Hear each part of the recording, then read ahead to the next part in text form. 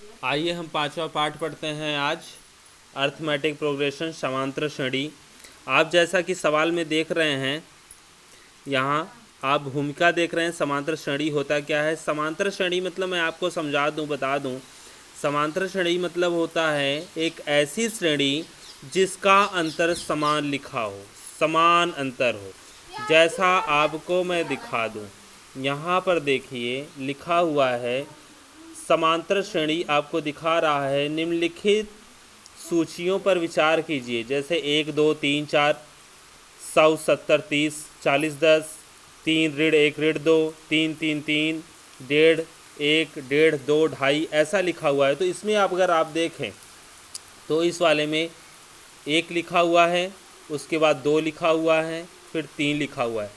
अर्थात 1 2 और 3 के बीच कितने का डिफरेंस आ रहा है? 1 का डिफरेंस आ रहा है। इसका मतलब क्या हुआ कि ये एक एक आगे बढ़ते चला जा रहा है। अभी 100 70 40 लिखा है, 100 और 70 के बीच देखो 30 का डिफरेंस है, और 70 और 40 के बीच देखो यहाँ भी 30 का डिफरेंस है। इसका मतलब हर जगह यहाँ पर 30 30 का डिफरेंस होता चला गया है। इसी तरीके से आगे भी डिफरेंस हुआ है, इसी तरीके से आगे, इसी तरीके से आगे। इसी को कहते हैं हम समांतर श्रेणी। यानी कि समान श्रेणियों में, समान अंतर में जो श्रेणी दी हुई हो उसको समांतर श्रेणी कहते हैं। आगे की बात मैं आपको बता दूं, अब समांतर श्रेणी जो होता है उसको अंग्रेजी में कहते हैं अर्थमेटिक प्रोग्रेशन। समांतर श्रेणी को इंग्लिश में कहते हैं अर्थमेटिक प्रोग्रेशन। अर्थमेटिक प्रोग्रेशन मतलब क्या होता है? समांतर श्रेणी। अर्थमेटिक प्रोग्रेशन को हम एपी से भी डिनोट करते हैं। आगे लिखा हुआ एक समांतर श्रेणी संख्याओं की ऐसी सूची है, एक समांतर श्रेणी संख्याओं की ऐसी सूची है जिसमें प्रत्येक पद पहले पद के अतिरिक्त अपने पद से एक निश्चित संख्या जोड़ने पर प्राप्त होता है। जैसा अभी मैंने आपको ऊपर बताया था, ऊपर मैंने आपको क्या बताया था कि जैसे ये लिखा हुआ है यहाँ पर 1 2 3 4, 100 70 40 10 ये लिखा हुआ है। तो यहाँ पर क्या है? कुछ अंतर दिख रहा है। यहाँ पर आप देख रहे हैं ना, ये सब अंतर दिख रहा है। तो ये है समांतर श्रेणी। अब हम आगे की बात करें, आगे बढ़ते हैं। तो समांतर श्रेणी में एक पद आता है सर्वांतर, जिसे हम कॉमन डिफरेंस कहते हैं। सर्वांतर क्या होता है ये देख लें। सर्वांतर जिसे हम कॉमन डिफरेंस कहते हैं, यही होता है हर संख्या के बीच का अंतर। सर्वांतर जरूरी नहीं है कि जो सर्वांतर है वो हमेशा धनात्मक हो या ऋणात्मक हो। सर्वांतर धनात्मक, ऋणात्मक या शून्य कुछ भी हो सकता है। अब हम समझ गए कि समांतर श्रेणी होता क्या है, समांतर श्रेणी में कैसे समांतर श्रेणी को हम आगे बढ़ाते हैं, उसका डिफरेंस क्या होता है। अब समांतर श्रेणी के हम प्रकार पढ़ेंगे। समांतर श्रेणी 2 प्रकार के होते हैं। समांतर श्रेणी 2 प्रकार के होते हैं जिसे हम अपरिमित और परिमित कहते हैं। अपरिमित और परिमित।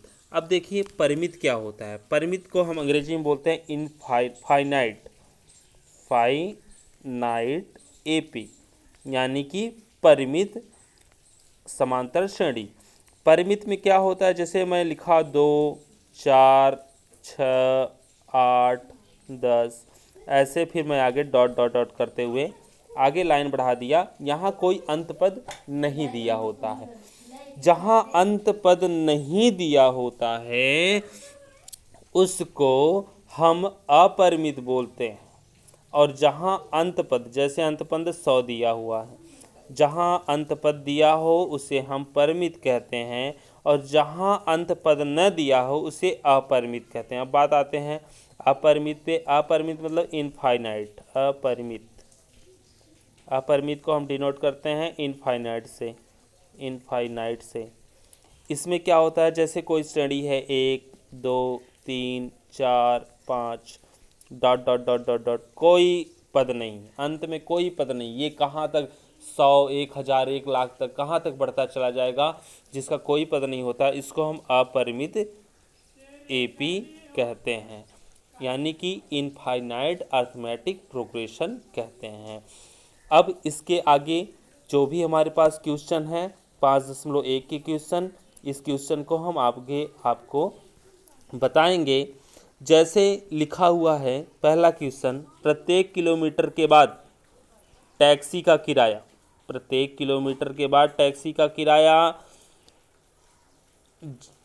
जबकि प्रथम किलोमीटर के लिए किराया 15 रुपये है और प्रत्येक अतिरिक्त किलोमीटर के किराया 8 रुपये है।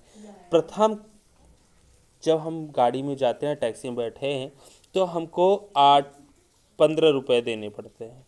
इसके आगे जितनी बार जाएंगे उतना 8 रुपये हमें एक्स्ट्रा देना पड़ेगा। तो हमारा पहला पद यहाँ क्या था? 15।